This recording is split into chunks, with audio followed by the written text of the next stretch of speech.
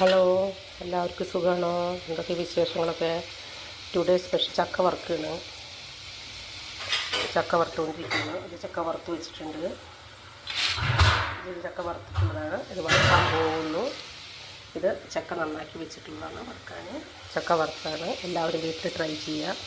ഇപ്പോൾ ചക്കയുടെ സീസണൊക്കെ ആണല്ലോ, അപ്പോൾ മഴയാണ് വല്ലാണ്ട്. അപ്പോൾ ചക്കയൊക്കെ പഴുത്തുണ്ടെങ്കിൽ മധുരം ഉണ്ടാവില്ല. അപ്പോൾ അത് കാരണം മൂത്ത ചക്ക എടുക്കുക, അത് ക്ലീൻ ചെയ്ത് ചെറുതാക്കി മുറിക്കുക. നമുക്ക് ഞാൻ ചെറുതാക്കി മുറിച്ചിട്ടുണ്ട്.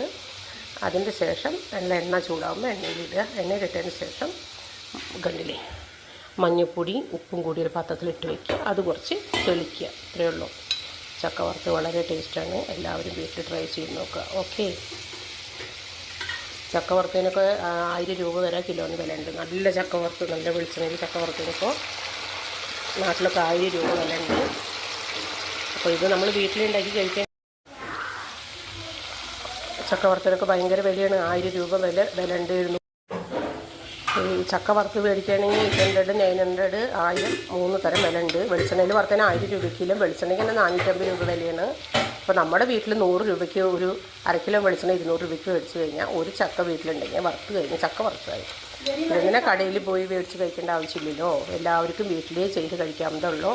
എല്ലാവരും ചക്ക വറുത്ത് വീട്ടിൽ ട്രൈ ചെയ്യുക. ഓക്കെ. എങ്ങനെ വറുത്തു എന്ന് മെസ്സേജ് അയക്കൂ കേട്ടോ.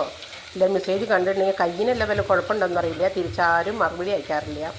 എത്ര എന്തിട്ടാലും മറുപടി ഒന്നും ആരും ഒരു മെസ്സേജ് പോലും അയക്കാറില്ല, ലൈക്കും ചെയ്യാറില്ല.